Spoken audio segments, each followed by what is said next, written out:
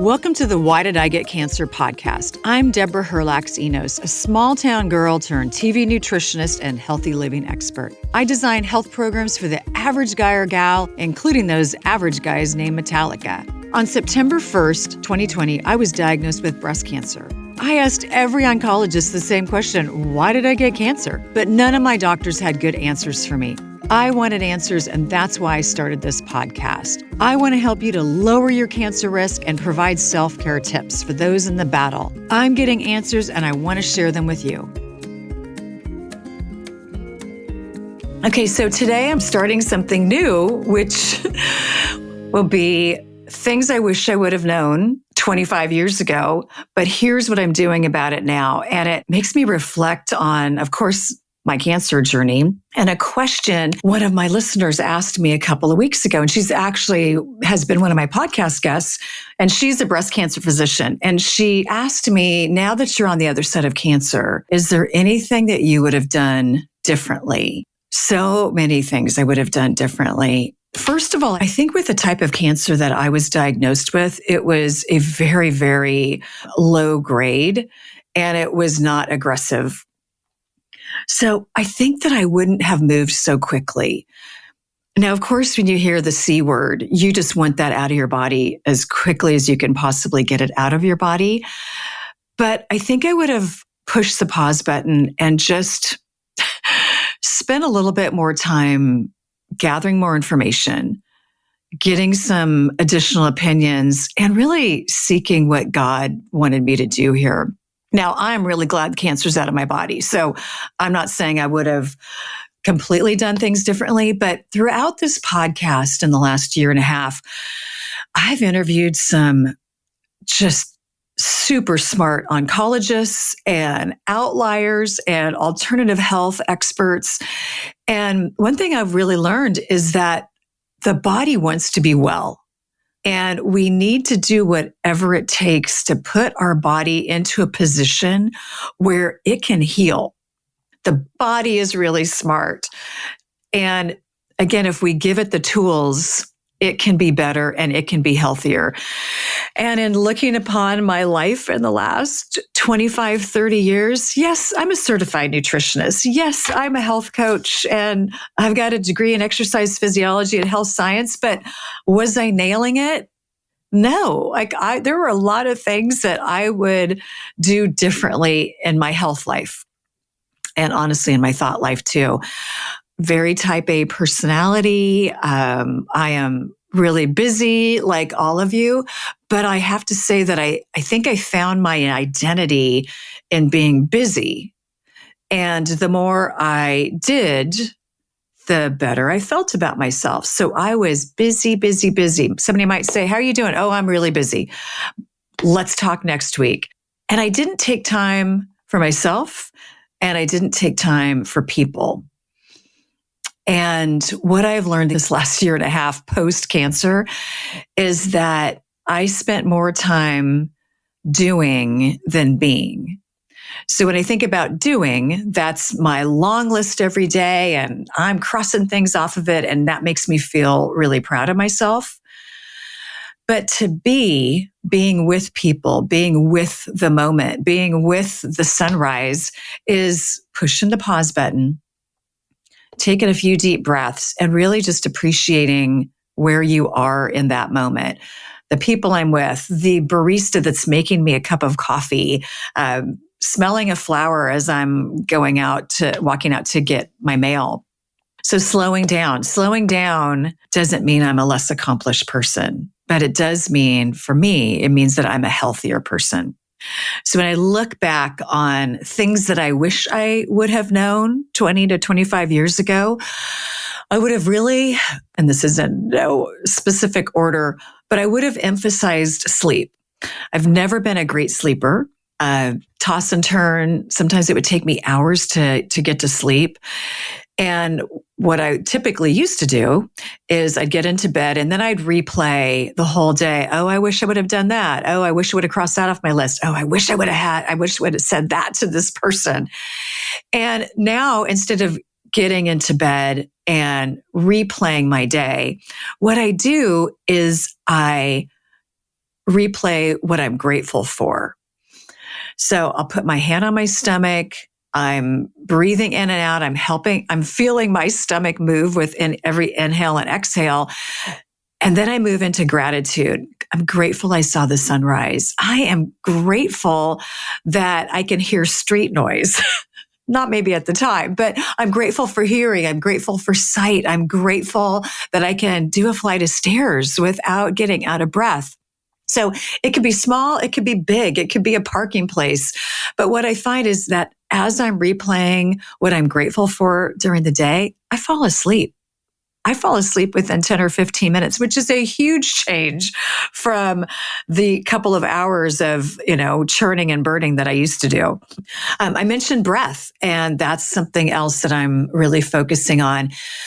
I had one of the guests on this podcast tell me, if you're not breathing well, it's impossible to be well. That really struck a chord with me.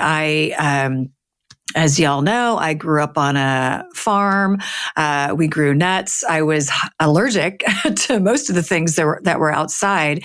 And so I had troubles breathing as a child. I also had childhood asthma.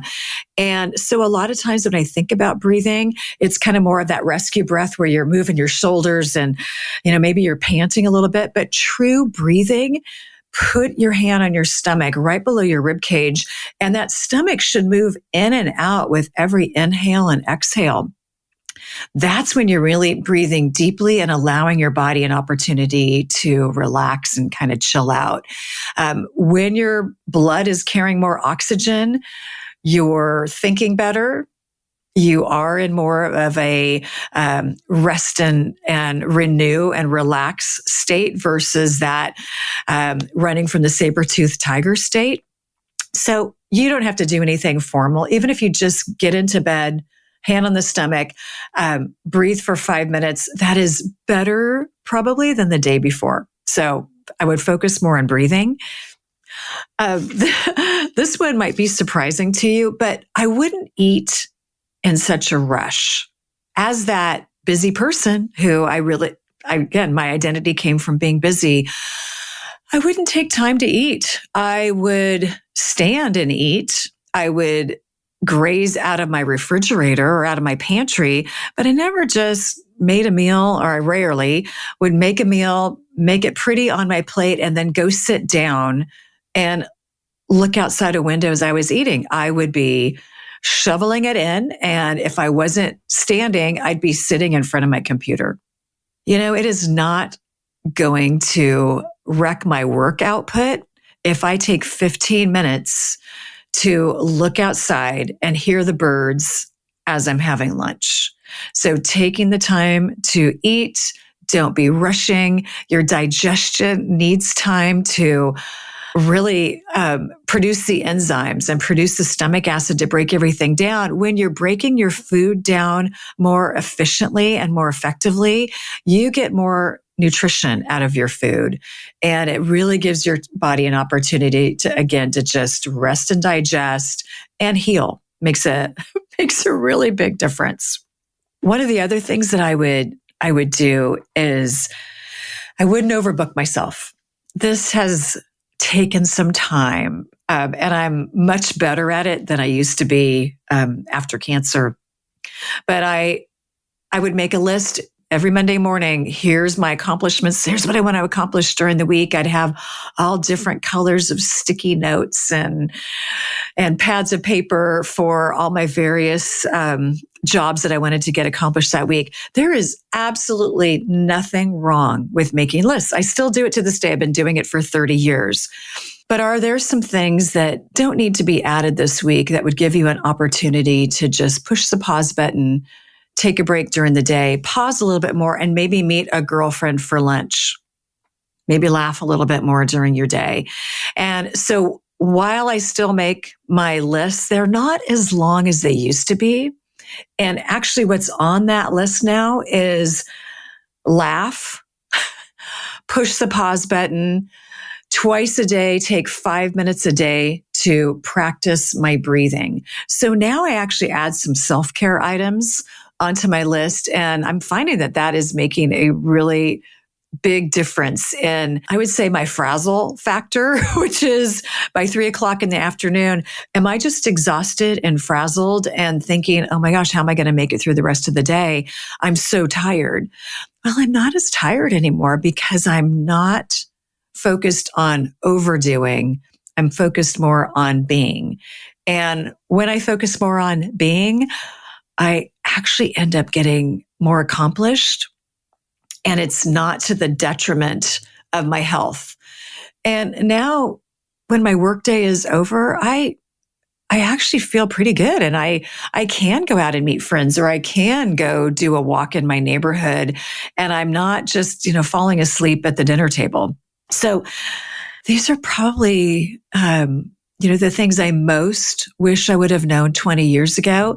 But I got to tell you, it's not too late. I've added these things in the past year and a half, and I've seen my health improve. I've seen my attitude really improve, and I feel less tired.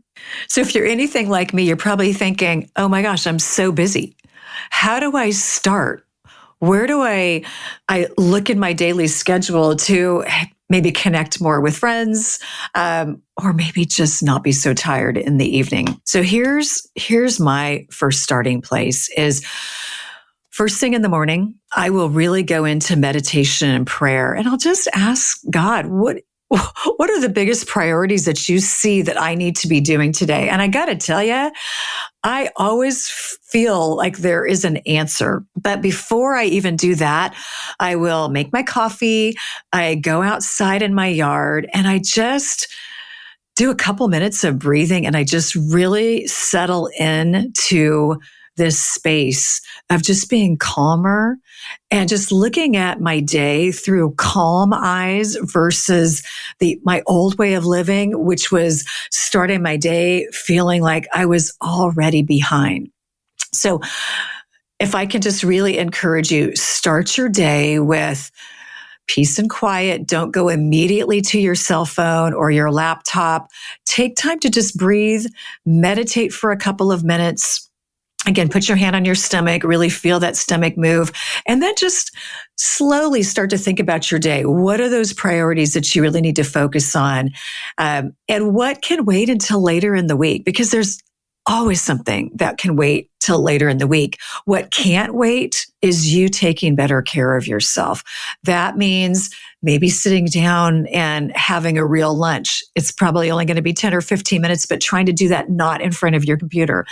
Spending a couple of minutes with a friend, making sure, you're having a conversation with your kids or other family members. So what I'm really just encouraging you to do is, yes, you're still getting a lot accomplished during your day, but you're also connecting to people. And by connecting to people, you are lowering your cortisol levels. You are increasing serotonin, which is that feel-good chemical.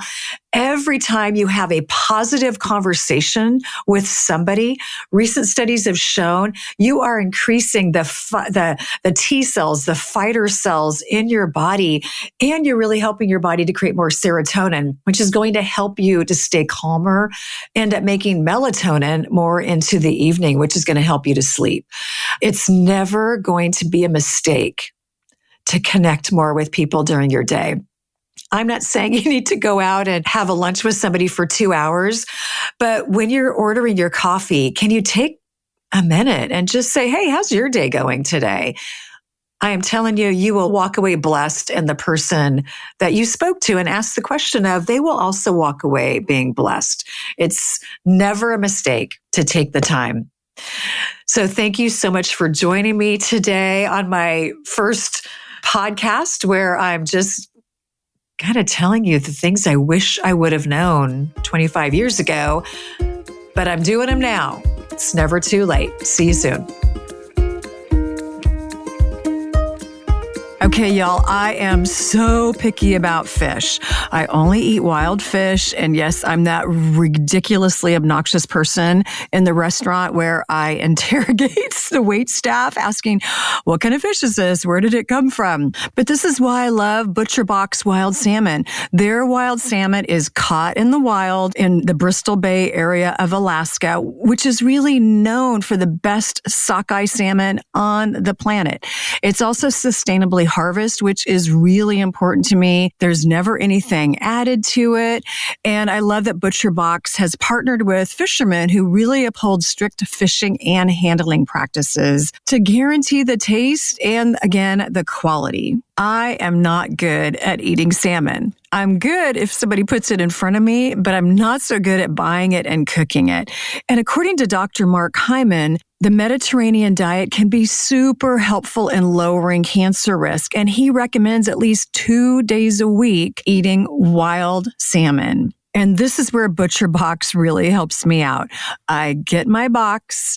I've got individual wrapped pieces of salmon. I can defrost it in minutes and probably have dinner on the table in about 15 to 20 minutes. I talked to my friends at ButcherBox and asked them, listen, I'm not good at eating salmon, and I'm guessing my listeners aren't either. So can you offer us a deal? And they put together, honestly, an unprecedented deal. So when you sign up for ButcherBox, you're going to get 2 pounds of wild-caught Alaskan sockeye salmon free in every box for 3 months and $20 off of your first order by using the code ENOS.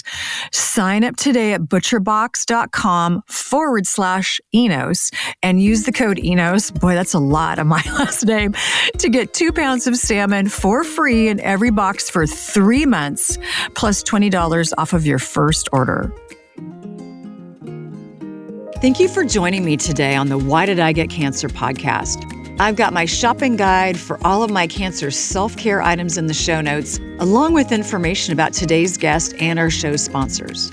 And don't forget to subscribe to my podcast so you never miss an episode. Keep in mind, I'm not a doctor. I'm just a gal that got diagnosed with cancer and wanted answers. If you need medical advice, please be sure to consult with a medical professional. And thank you for listening.